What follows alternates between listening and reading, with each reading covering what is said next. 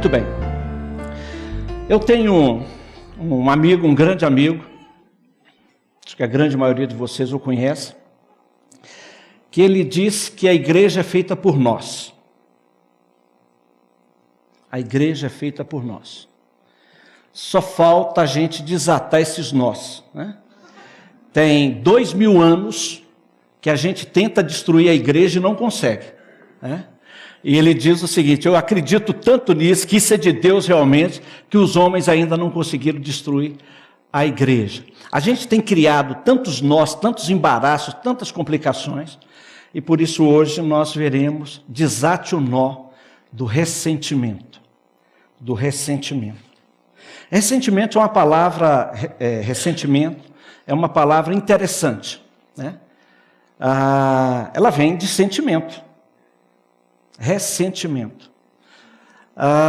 Ou seja, você pensar, você voltar a um sentimento que você teve. Só que interessante, não é assim, olha, eu tive um sentimento tão bom, né? Numa pregação, assistindo um filme, encontrando uma pessoa querida, né? Eu queria ter esse ressentimento novamente. Não dá certo, porque ressentimento é negativo. É você reviver um sentimento, mas de uma forma negativa, um sentimento que foi prejudicial a você, que é fruto de uma ofensa, de falsidade, desonestidade, de uma palavra mal colocada, enfim, de alguma coisa que trouxe algo desagradável para você, e você fica remoendo isto. Conforme diz Hebreus, você vai criando até uma raiz de amargura nisso, podendo não somente destruir sua vida, como de outras pessoas também nesse sentido. Por isso nós queremos, nessa manhã, pensar um pouquinho sobre isso, desatando o nó do ressentimento. Eu queria convidá-los a abrir suas Bíblias, abrir iPad, iPhone e etc e tal, em Gênesis capítulo 50, a partir do verso 15 até o verso 21, de alguém que teve todos os motivos para ser destruído pelo ressentimento, mas que soube virar o jogo da sua vida, soube mudar essa situação, soube desatar o nó do ressentimento, de algo que veio muito forte sobre a sua vida. Nós estamos falando aqui do nosso amigo José, conhecido popularmente como José do Egito, né? Nós aprendemos sua história desde as classes infantis, uma história rica, vasta realmente, de muitos ensinamentos para nós. Gênesis 50, a partir do verso 15 até o verso 21. Usa a sua Bíblia aí, que não tem projeção não.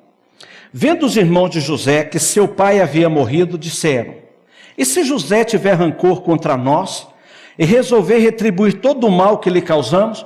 Em outras palavras, se ele tiver ressentimento contra nós. Então mandaram um recado a José dizendo: antes de morrer, teu pai nos ordenou que te dessemos o seguinte, que disséssemos o seguinte: peço-lhe que nos perdoe os erros e pecados de seus irmãos, que o trataram com tanta maldade. Os caras pisaram tanto na bola, e mais uma vez eles inventam uma mentira aqui, né? Porque Jacó não disse isso para eles, pelo menos não temos a narrativa bíblica, mas eles, né? Jacó já havia morrido, como questionar? Agora, pois, perdoa os pecados dos servos do Deus do teu pai. Olha que interessante. Dos servos, né, do Deus de teu pai. Não era deles. Quando recebeu o recado, José chorou. Depois vieram seus irmãos, prostraram-se diante dele e disseram: aqui estamos, somos teus escravos. José, porém, lhes disse: não tenham medo. Estaria eu no lugar de Deus? Vocês planejaram o mal contra mim, mas Deus o tornou em bem, para que hoje fosse preservada a vida de muitos. E por isso não tenham medo, eu sustentarei vocês e seus filhos. E assim os tranquilizou e lhes falou amavelmente. Observe o verso 20. vocês planejaram o mal contra mim, mas Deus o tornou em bem, para que hoje fosse preservada a vida de muitos. Esse verso 20 é o resumo de todo o livro de Gênesis. Aquela forma fantástica como Deus planeja o bem e deseja abençoar as pessoas. Para tanto, desde o seu início, dentro do seu coração, Deus planeja colocar as pessoas em famílias. Isso é um aspecto muito interessante quando a gente se reporta, quando ele diz, façamos o homem à nossa imagem e semelhança. Ali, na Trindade, na família da Trindade, reunidos, façamos o homem à nossa imagem e semelhança. Todo mundo que nasce, é uma questão óbvia, né? Tem pais. Aliás, né? A gente estava ali orando, não sei o nome dela, não sei o nome do bebê, descobri que é o menino que está vindo, né? Já falei logo com ela, senta aqui a mãe junto com o seu menino. Ele falou, é um menino mesmo. Eu falei, não, eu sei disso, né? Pelo formato da barriga, eu sei, né? Eu tenho 50% de chance de acertar, né? Então, todo mundo que nasce tem pais, essa é a verdade. Nós somos criados à imagem de Deus para fazer o que Deus faz, o que Deus quer experimentar, este amor em nós e nos fazer amados. Por isso nós chegamos dentro de uma família. Quando nós chegamos no mundo, nós chegamos no mundo cheio de uma imensa fome de vários aspectos daquilo. Nós queremos um ambiente estável, queremos ser amados, é isso que nós precisamos. Quando o bebê nasce, quase que instintivamente ele procura o calor novamente da sua mãe, aquele momentos ali, por menor que seja, para estar junto ali.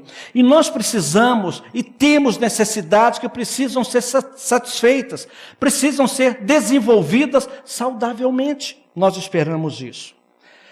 O ideal é que essas necessidades básicas que nós temos sejam providas, supridas pelos pais biológicos. É isso que muitas vezes nós esperamos. Esse seria o ideal. Então nós temos algumas necessidades. A primeira delas, uma necessidade de lugar, de sentir aquela sensação maravilhosa de pertencer a um grupo.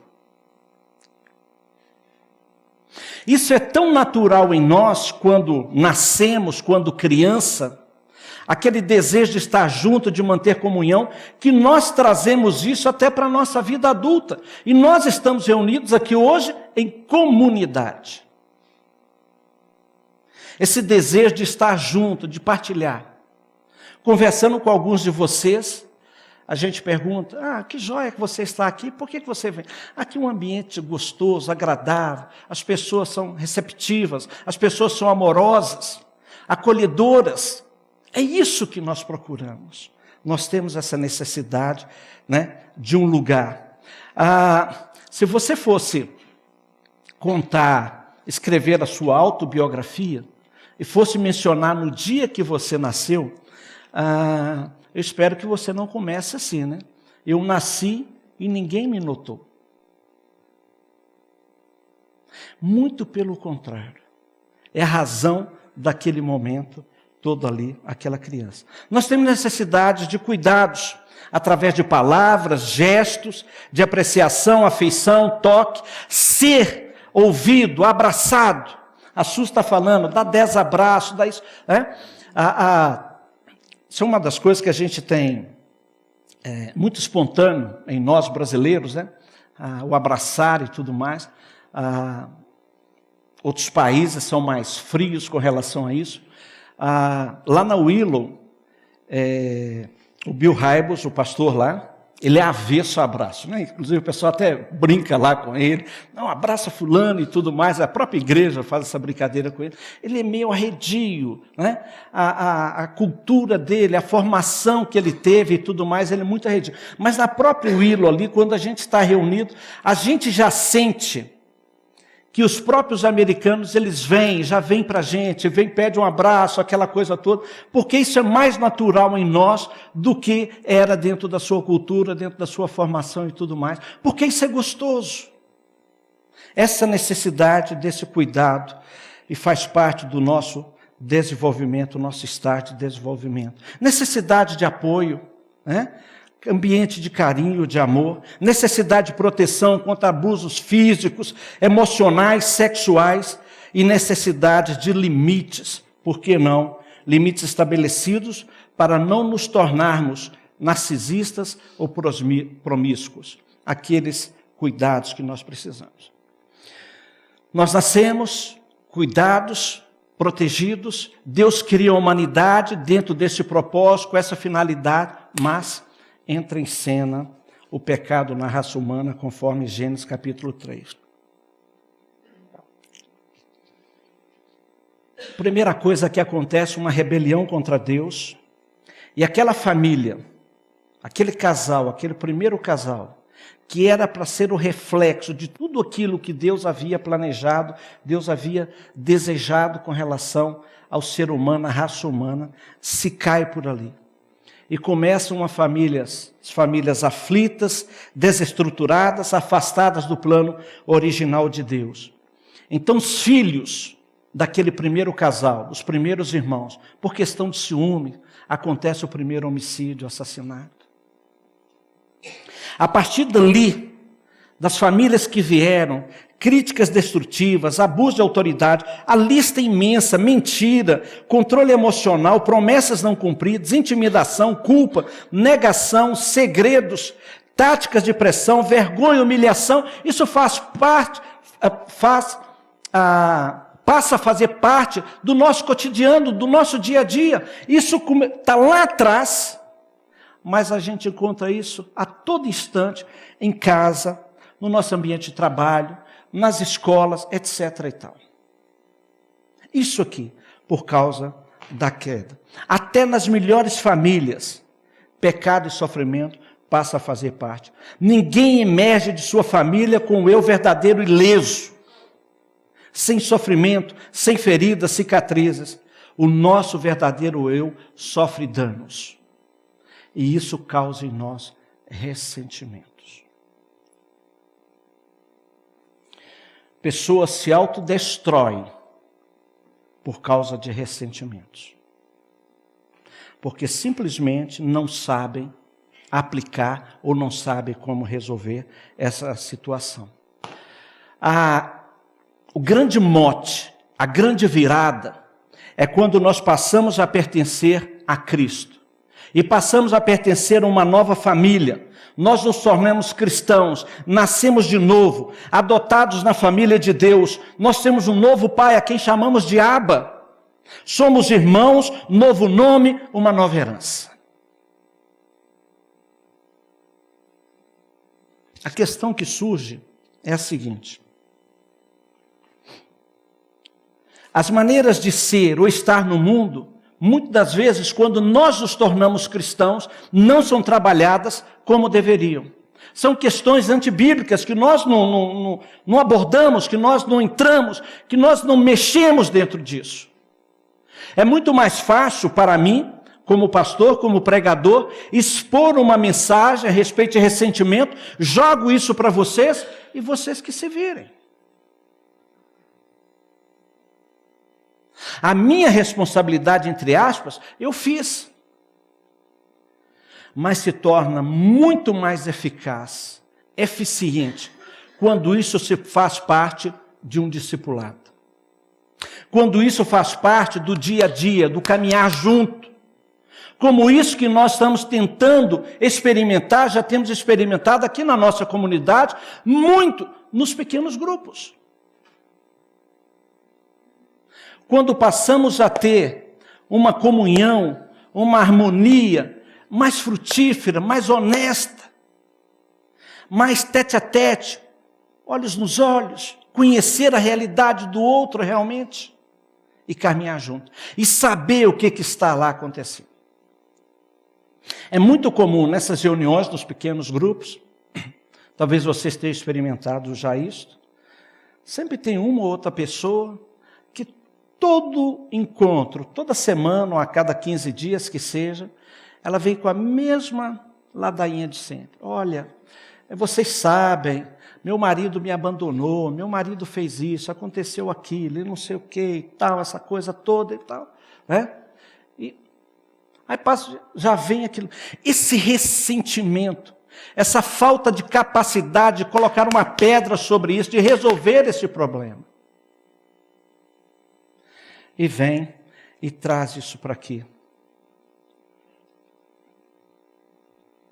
O sangue determina o nosso destino. O sangue da família, né, que corre nas nossas veias, que eu trago da minha família, né, aquilo que é biológico, mais o sangue vertido na cruz por Cristo. É como se nós fizéssemos uma transfusão. Isso faz parte de nós. Agora é o sangue de Jesus. Por isso, essa ênfase tão grande quando Jesus disse, olha, ide por todo mundo e fazei discípulos. Não simplesmente seguidores, mas que essas pessoas sejam realmente transformadas em toda a sua inteireza. E aí, talvez a gente tenha que fazer alguma coisa para vencer esse ressentimento, para desatar esse nó do ressentimento. Talvez não, com certeza, nós precisamos retroceder um pouco para avançar. Eu preciso saber o que tem me causado esse ressentimento, qual a origem dele, aonde está o problema. Para que eu resolva, para que eu consiga prosseguir e ir em frente. Uma figura, vocês já devem ter visto aí, a gente usa bastante isso, o iceberg. O iceberg é algo interessante, né? O iceberg ninguém dava muita bola para ele, achava bonito aquele negócio todo, né? Até que o Titanic, né, deu no que deu, aquilo lá e tal. E aí o povo começa a pesquisar, começa a estudar sobre isso, e o que tem se comprovado é que numa figura do iceberg, né? No iceberg, apenas 10% dele é visível, 90% está encoberto. A nossa vida, a nossa família, o nosso contexto, o contexto de onde eu venho, o nosso contexto cultural, muitas vezes é essa parte que está aqui embaixo, esses 90% que eu não tenho ideia, que eu não tenho noção do que é isso, como que isso surgiu. São aquelas coisas que numa família, você sabe que tem mais coisa. Você sabe que estão escondendo alguma coisa de você. Você sabe que seus pais cochicham. Você sabe que quando seus pais estão trancados dentro do quarto, alguma coisa mais está acontecendo, algumas coisas estão sendo ditas que você não sabe. A grande maioria de nós passou por aquela sensação de quando adolescente, eu acho que eu estou na família errada, eu não sou dessa família. Não é? Aquela dúvida que surge, porque a gente sabe que tem algumas coisas que estão acontecendo ali, e a gente só conhece realmente ali os 10% que estão à vista.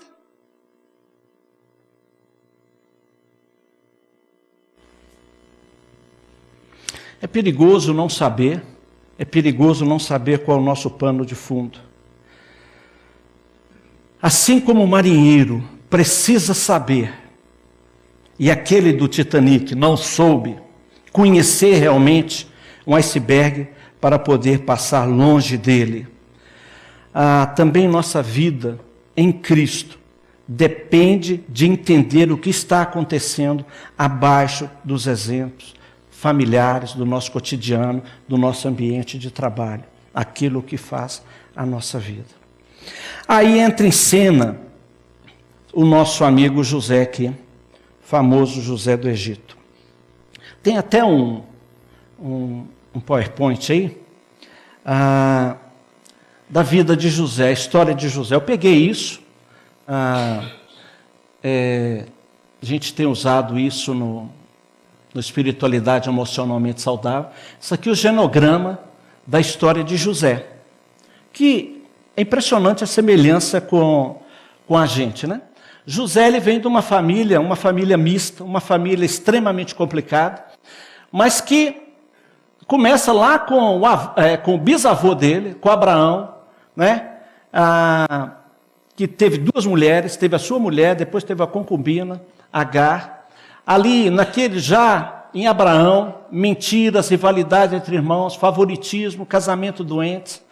Depois, em Isaac, filho de Abraão, né? Isaac e Rebeca, tem um irmão aqui, um meio-irmão, Ismael. Um casamento complicadíssimo também entre eles. A mesma coisa, mentira, rivalidade entre irmãos, favoritismo, casamento doente. A de Isaac nós temos Esaú e Jacó. Mesma coisa, a gente conhece essa história. E a partir de Jacó aqui, nós temos essa filharada toda. Né? E Jacó teve 2 esposas e 2 concubinas. Né? 4 mulheres, de onde ele teve esses filhos todos. E José está aqui, né? O penúltimo filho aqui, Benjamim, o caçula. José, filho de Raquel, digamos assim, a esposa amada, né, de Jacó. E José era o predileto do pai. Então, todas estas coisas, favoritismo, casamento, isso tudo aqui, vinha passando de geração em geração até chegar em José. 2 esposas, 2 concubinas, o pai, mentiroso, patológico, o seu nome significa enganador, né? Jacó. E a gente vê essa coisa, mas ao mesmo tempo, Jacó era batalhador, ele era trabalhador, ele lutou, né, por aquela mulher que ele amava, Raquel, né? E trabalhou por ela, porque ele queria casar com ela, era a mulher a quem ele amava e tudo mais, mas então ele era um batalhador, mas a gente percebe esses temas, essas coisas se repetindo de geração em geração. Então José era o filho favorito de Jacó, e algo terrível para um pai fazer. Se você pertence a uma família e você tem irmãos, você tem a plena consciência de que você não é o filho favorito. É sempre o outro, já reparou? É a irmã, né? É o outro filho, não é você. Agora, para os seus irmãos, você entra na lista. Né? Então, isso é algo terrível para um pai fazer. Agora, imagine um pai com esse monte de filhos. Nós temos que entender que é um grande desafio realmente para os pais, porque os filhos, eles têm características diferentes, personalidade diferente, entendimentos diferentes, essas coisas. E algumas coisas se destacam, algumas coisas agradam mais ao pai do que o outro filho, como faz, etc. e tal. Então, isso é muito difícil de ser trabalhado, essas questões desses temperamentos dos filhos. Né? Então, é uma tarefa de longo prazo, de crescimento do filho. Amar todos os filhos igualmente é uma tarefa árdua para os pais.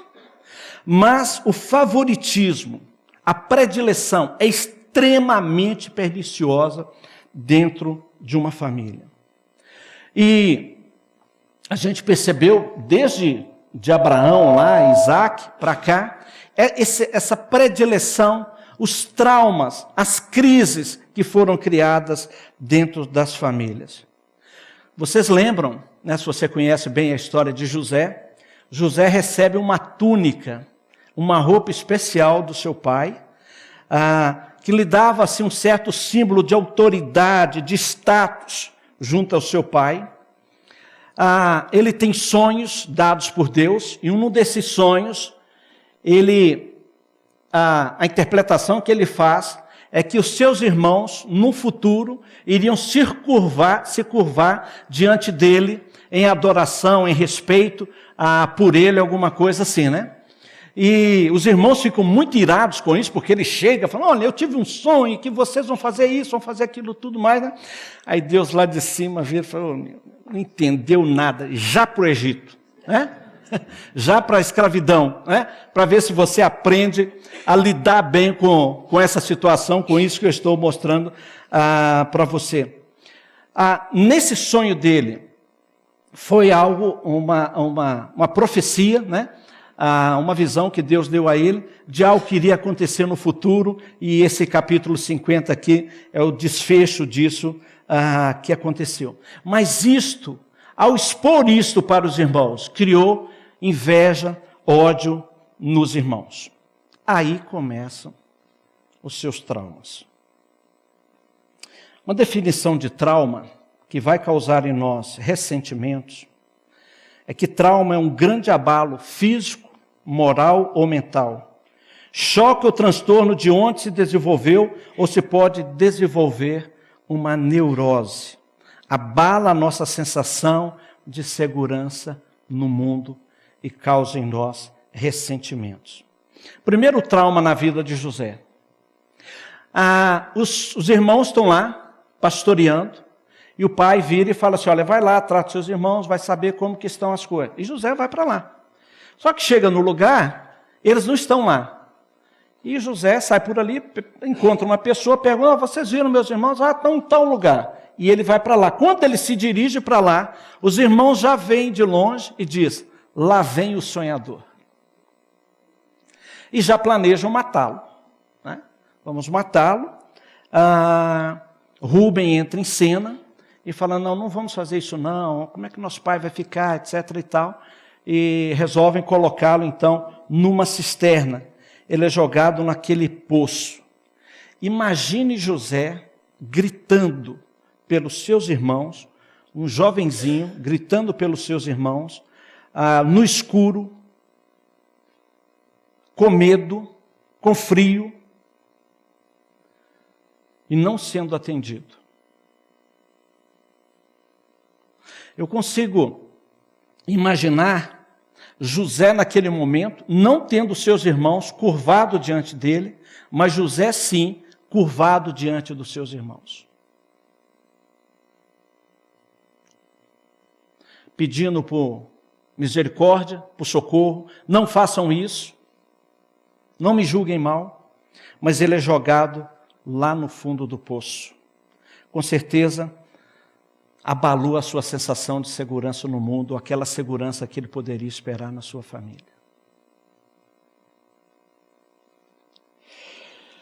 Depois disso, passa por ali, eles vêm passando uma caravana de mercadores indo para o Egito e resolvem vendê-lo como escravo para o Egito. $80 mil, o equivalente a $80 mil. Até um bom dinheiro, né? Os caras fizeram um bom dinheiro lá. E ele então é levado para lá. Aí como justificar que quando os irmãos voltassem para a casa do pai, que José não estava junto? Então inventa uma mentira, mata uma cabra, com sangue, pega a capa dele, mistura naquele sangue, naquela época não tinha exame de DNA, não tinha nada disso, e leva para Jacó, enganam Jacó. Olha que interessante, o enganador sendo enganado, levam para Jacó aquela capa falando, o seu filho foi morto por uma besta fera, por um animal selvagem. Nossa, né? Interessante que eles não levam nem o corpo, né? Mentira mal contada, né? Mas enfim, né? Foi trucidado, o animal comeu e tudo mais, só sobrou a capa dele aqui, está aqui toda suja de sangue. Então José é vendido como escravo para o Egito. E seu pai acredita nisso por 13 anos, que o seu filho realmente está morto. José perde a mãe, perde o pai, perde o seu irmão, né? De sangue ali, Benjamim, perde a companhia, o conforto, a segurança do lar. E uma cicatriz tremenda pode ter sido aberta na vida de José, e ele dizendo o seguinte, em quem confiar?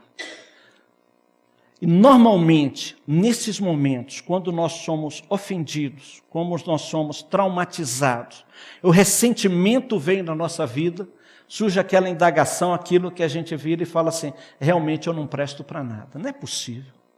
Tudo dá errado comigo, nada dá certo. O terceiro trauma na vida de José, injustamente ele é acusado de estupro e vai parar na prisão. Ele é esquecido, ele passa lá 11 dos 13 anos, lá naquela prisão. Injustamente acusado de estupro. José, num certo sentido, e ele pode ter experimentado não ter esperança de que ninguém mais o procurasse. Lá na prisão, ele desvenda um sonho, e chega e fala, não, pode deixar que eu vou né? Deixa que eu resolvo isso depois mais tarde para você. Eu vou te ajudar. Mas ele é esquecido lá. Ele é ficar lá. Agora, como José conseguiu seguir em frente? Tão forte, tão profundo, quando a gente vê isso na vida de José. Se você ler os capítulos, eu queria incentivá-lo a ler os capítulos anteriores, o contexto anterior. Em todas estas coisas, José está lá assim, que José não pecou contra Deus, que Deus era contra José, era com José. No caso da mulher de Potifar, a Potiféia, né?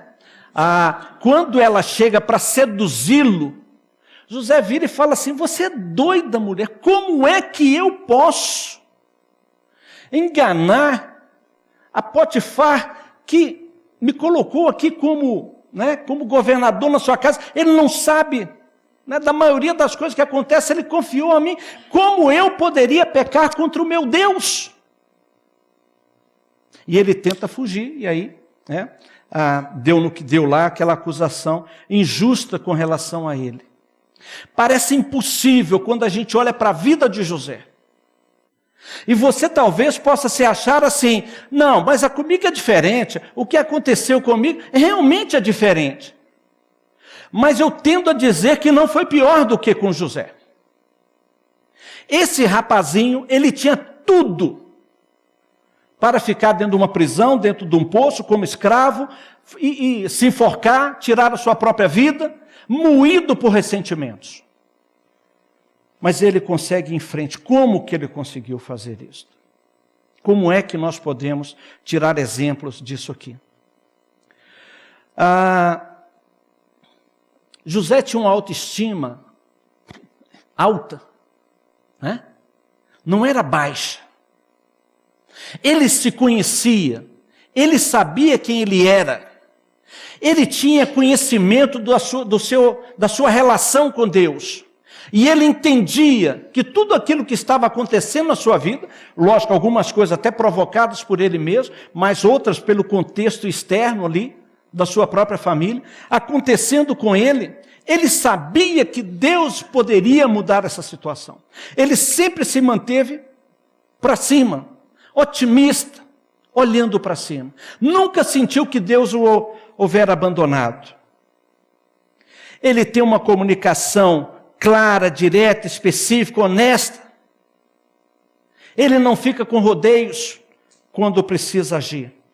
Aquelas regras, muitas vezes, que nós temos dentro das nossas famílias, né? Regras flexíveis, humanas, adequadas, sujeitas, tudo isto José assimilou muito bem, e ele pegou isso para si.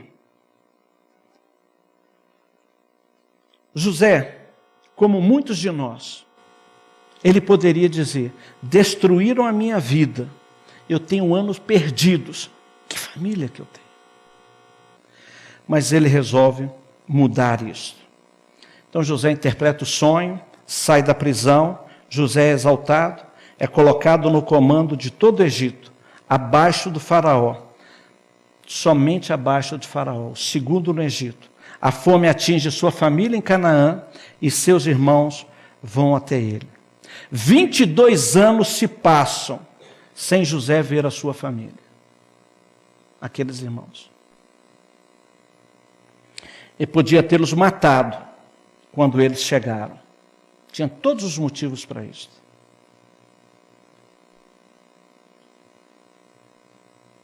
Poderia tê-los mandados para a prisão, para que sentissem na pele como era, como ele passou.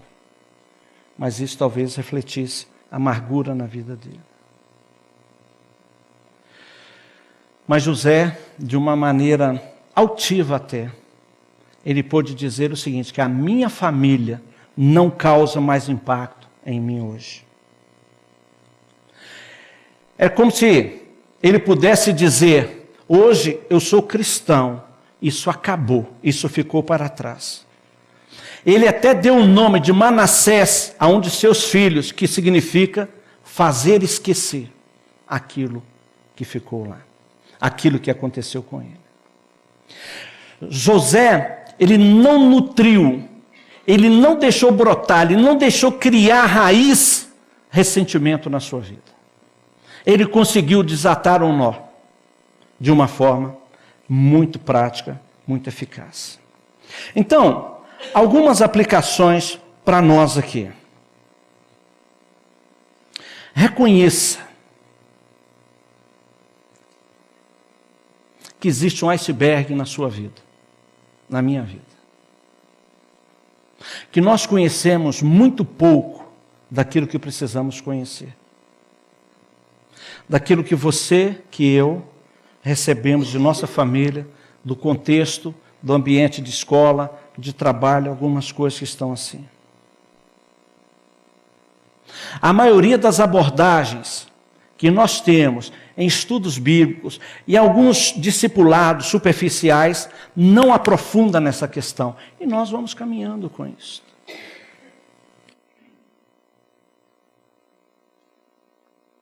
A sua família, o seu contexto, o seu ambiente, afeta você de uma maneira muito maior do que você consegue imaginar. Quando a gente faz o genograma da nossa família, você começa a perceber por que você é do jeito que é, por que você faz do jeito que faz. A influência da família, né, que veio, e você vê algumas coisas assim. É interessante, hoje, meu pai já faleceu tem alguns anos, mas cada vez mais eu me pego fazendo as coisas que ele fazia. O jeito de passar a mão no cabelo, os meus filhos viram e falam assim, o jeito que você tossiu igual do vô. Entende? Os trejeitos que a gente tem, né? Para o bem ou para o mal. O processo, conheça você, eu já falei isso aqui, conheça você para conhecer a Deus, nunca está completamente terminado. A gente nunca termina esse processo, porque cada vez nós vamos nos conhecendo mais. Agora nós precisamos sair do Egito. Porque vocês sabem da história, José fica ali naquele tempo, a sua família vai para lá e cresce lá no Egito. José morre, depois disso aquele faraó, né, que também conhecia José, morre também, aí entra outro, e a família de José crescendo, até que eles decidem, falam, olha, esse pessoal vai tomar o Egito para si, vamos torná-los escravos. E por 400 anos, a família que José deixou lá no Egito, acabou se tornando escravo lá no Egito, até poder sair do Egito. E nós precisamos, de uma forma direta, tirar este ressentimento, essas coisas que têm causado algo tão profundo dentro de nós, nos livrarmos disso, largarmos essa escravidão, deixarmos isso para trás, nos libertarmos disto. Leva tempo, mas é possível fazer. Tem um quadro, avança um pouquinho aí, por favor. Olha os padrões, não, nesse não, é um quadro da família, isso, esse aí, joia. Os padrões negativos que muitas vezes a gente vem das nossas famílias, né? Não são os 10 mandamentos não, mas por acaso são 10 aqui. Sobre dinheiro, por exemplo. Dinheiro é a melhor fonte de segurança. Quanto mais dinheiro tiver, mais importante você será. Conflitos, né? Evite conflitos a todo custo. Não deixe que fiquem bravos com você. A gente vai crescendo com essas coisas, né? E você vai para a escola sobre isso também. Sexo, não se deve falar sobre sexo abertamente. Família vai ali, tal, não se toca no assunto e tal, e vai indo. Aí daqui a pouquinho os filhos já sabem, mas aprenderam, foi na internet, na escola, com os amiguinhos. Enfim, expressando raiva, a raiva é perigosa e ruim. Você não pode ficar assim. Sentimentos, você quando criança está chorando por alguma razão, às vezes foi até disciplinado alguma coisa, você está chorando, e seu pai, sua mãe vira e fala assim, para de chorar, engula esse choro. Por que não pode chorar? Está doendo, né? Olha aqui, fui eu que tomei as lambadas, né? Está doendo.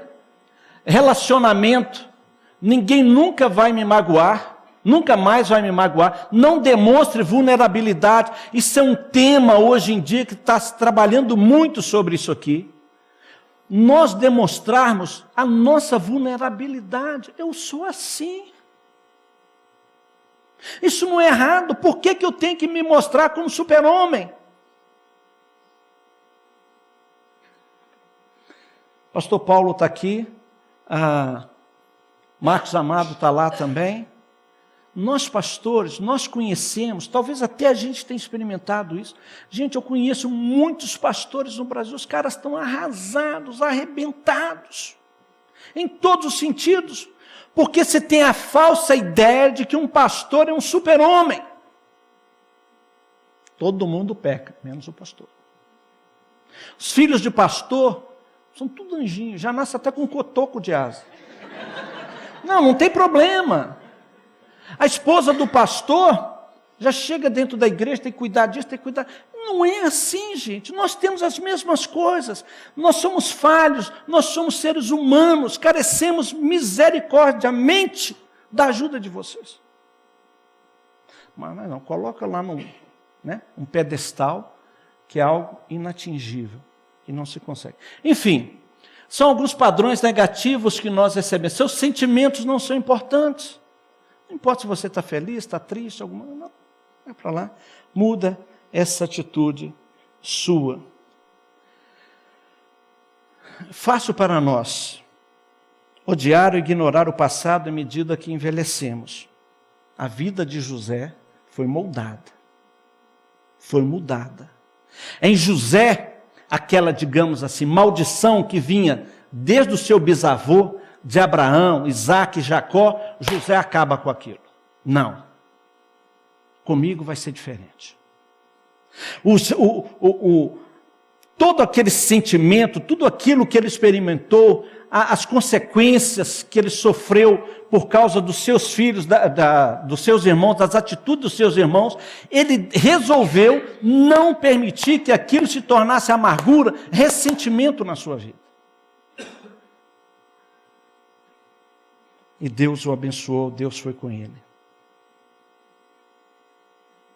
Sua família afeta você de uma forma muito mais profunda do que se consegue imaginar.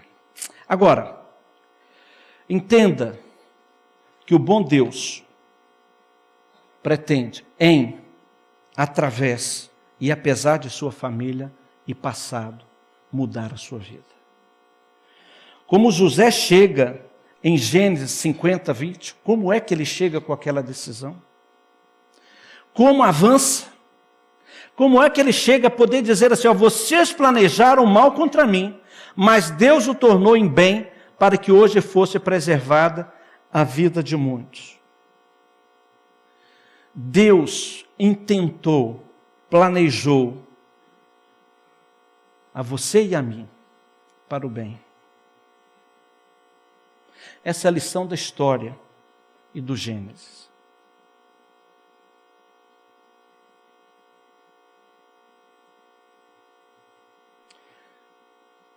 Nós sempre vamos lutar contra a história da nossa família, do nosso contexto, da sociedade que nos cerca.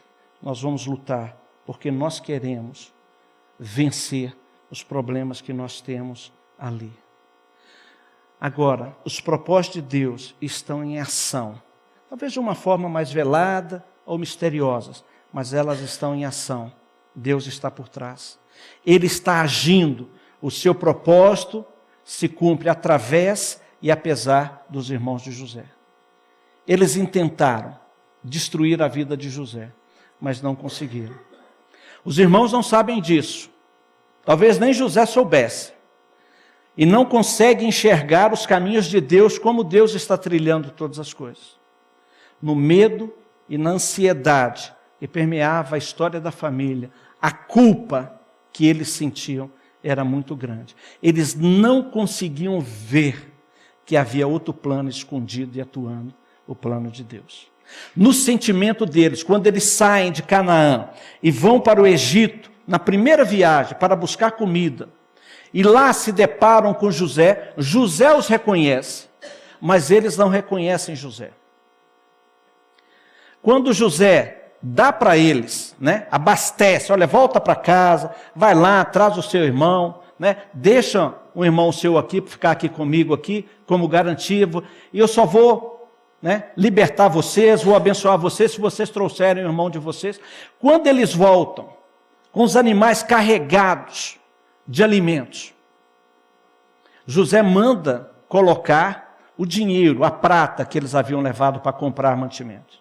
E na primeira parada, na hora que eles abrem lá, eles falam, olha, nós somos, alguém fez alguma coisa aqui, nós vamos ser acusados que roubamos isso aqui. Aquele sentimento de culpa, toda hora está acontecendo. Olha, depois eles vão, olha, nós fizemos isso, nós intentamos o mal. Eles não conseguem vislumbrar, eles não conseguem enxergar aonde Deus estava levando, conduzindo todas aquelas coisas. Por quê? Por remorso, por sentimento de culpa daquilo que eles haviam feito. E José então chega para eles, vocês intentaram o mal, mas Deus intentou para o bem. Abuso por maldade, negligência, controle, viver a vida através de mim, vergonha, todos esses sentimentos aflorando. Na maioria das vezes, estas coisas que acontecem não são intencionais, mas acontecem em nós. Às vezes o pai não tem um favoritismo, uma predileção por um filho, simplesmente porque achou aquele filho mais bonito, mais isso, mais aquilo. Foram as coisas que foram acontecendo, não intencionalmente, mas que causam. José é um realista, lamenta, no entanto, mas confia em Deus. Os planos dos homens, esses planos muitas vezes malignos dos homens, não desviam a história de Deus, as coisas que estão acontecendo. Num sentido muito claro, Gênesis 50, versículo 20, é como se fosse o Evangelho, mostrando para nós que é possível desatar esse nó do ressentimento. Deus não precisava da traição dos irmãos de José para concretizar o seu plano de levar a família de José até o Egito, ser abastecido e ser uma bênção ali enquanto estava ali. Mas Deus contornou toda essa situação daquilo que eles estavam fazendo. Muitas das vezes, nós sentimos exatamente o oposto, porque Deus está abençoando, Deus está por trás. Em momento algum, nós devemos nos deixar levar pelo ressentimento. Nós nunca devemos imaginar que as coisas que acontecem conosco é porque eu sou pior, é porque eu sou disso, eu sou a ovelha negra da família, ninguém me ama, ninguém me gosta, etc. e tal, esse tipo de coisa. Mas nós precisamos entender que Deus está no controle de todas as coisas. Então, é necessário nós mudarmos essa postura diante de nós. Tomar uma decisão de realmente desatar o nó do ressentimento. Seja através de um discipulado mais profundo, seja através dos pequenos grupos. Assim como José foi uma bênção para a nação, Deus quer que nós sejamos também uma bênção para as nações. Que a gente se liberte disso. Um corredor, na década de 50, chamado Roger Bannister, ele bateu a marca, abaixou, né, a corrida da milha para menos de 4 minutos. Era algo impensável naquela época. Depois que ele fez isso, muitos outros conseguiram quebrar essa barreira dos 4 minutos. Cristo morreu, ressurgiu, para que você pudesse ser uma bênção, doar-se a muitos, alimentar a muitas nações. O Roger dizia, minhas pernas pareciam não encontrar nenhuma resistência, como se impelidas por uma força desconhecida. Em novembro de 2005, a revista Forbes disse que esta foi o maior feito atlético de todos os tempos, quebrar a barreira dos 4 minutos para a milha. Finalizando, pensando em comunhão. Primeiro, escolha. Escolha não se esconder debaixo de uma capa, mas se mostrar. A escolha deixar Deus cobrir você, vestir você.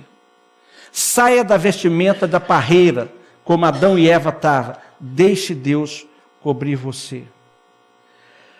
A Bíblia sempre nos convida a termos uma bela vida, sem ressentimentos. Salmo 16 diz assim: em tua presença a plenitude de alegria. Salmo 63, o teu amor é melhor que a vida. E Deus nos convida então, em comunhão, a experimentarmos isso. Como Ele nos convida também a participarmos da ceia do Senhor.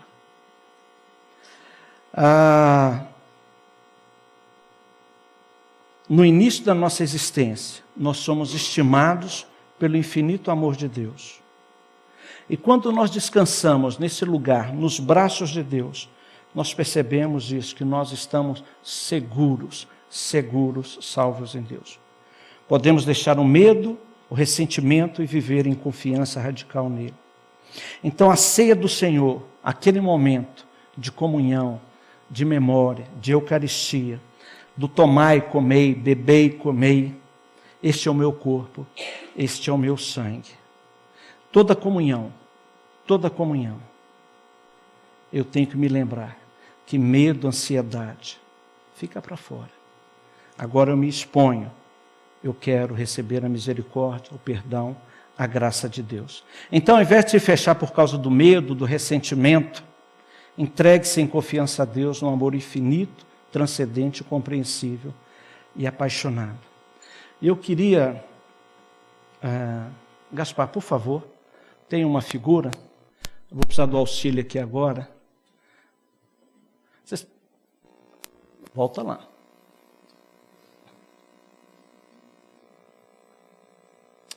Essa figura, essa imagem, está dando para enxergar bem? Né? A pintura de um artista russo chamado Andrei Rublev, 1425, é chamada Trindade de Rublev, e ela tem a ver com a vida de Abraão e a visita dos 3 anjos a Abraão, né? E então ele procura retratar isso aqui. Você pode perceber aqui, nós temos então as 3 pessoas da Trindade, refletida aqui, pintada aqui, uma obra magnífica sobre isso aqui. Então eu queria convidar você a pensar nisso aqui e fazer parte desta mesa. Observe o seguinte, a luz, né, que nós temos no fundo da tela, como daquele ambiente ali, daquela sala, aonde que eles estão. Deus habita numa luz intangível. No entanto, Ele nos convida a entrar, a fazer parte disso aqui.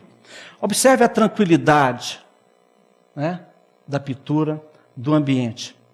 Os 3 parecem idênticos e são idênticos. O rosto é igual, né? As asas são iguais, né? Você percebe, todos eles seguram uma vara, que significa respeito, proteção, né? Amparo também, ali. Então, eles são parecidos nisso aqui. Aqui à esquerda, nós temos a figura do Pai, vestindo uma túnica vermelha, né, púrpura. Ele tem aqui do lado de fora é a manta, na realidade, e vestindo azul, que significa o seu mistério, a sua divindade, o que Ele é, o Deus Todo-Poderoso, né?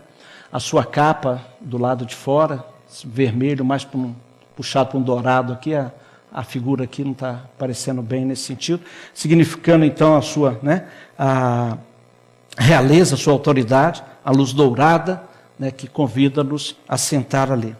Atrás do Pai, nós temos uma casa de portas e janelas abertas, naquela figura do filho pródigo, lá do Pai, sempre esperando os seus filhos pródigos poderem chegar até Ele.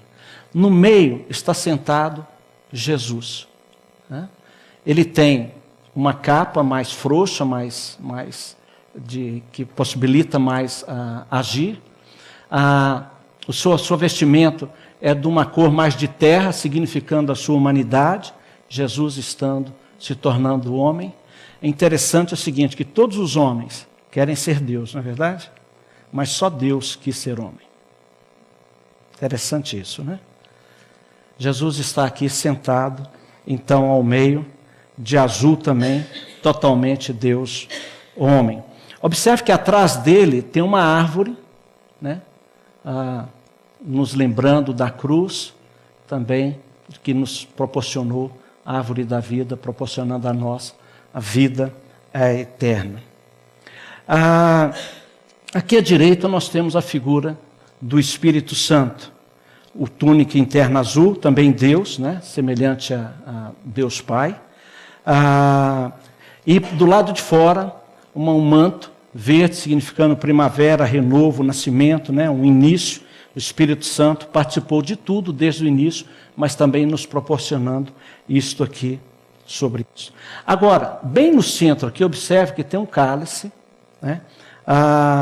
Ele é central, todas as mãos apontam para ele, para esse cálice,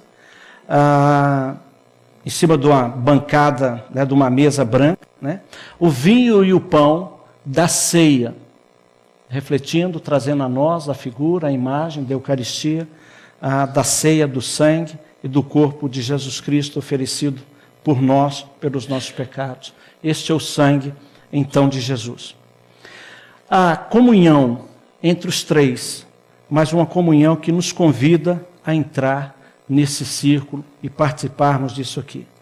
A verdadeira comunhão e companheirismo entre a Trindade, as pessoas da Trindade, a família da Trindade. Mas olha que interessante, tem um espaço aberto na frente da mesa.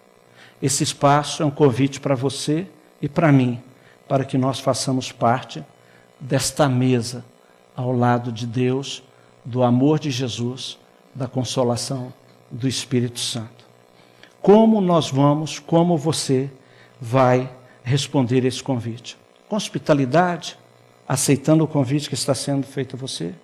Ou você vai recuar com medo? Você está relutando em se congraçar, se unir à divindade? A morte e ressurreição de Jesus nos possibilita fazermos parte dessa família, uma nova família.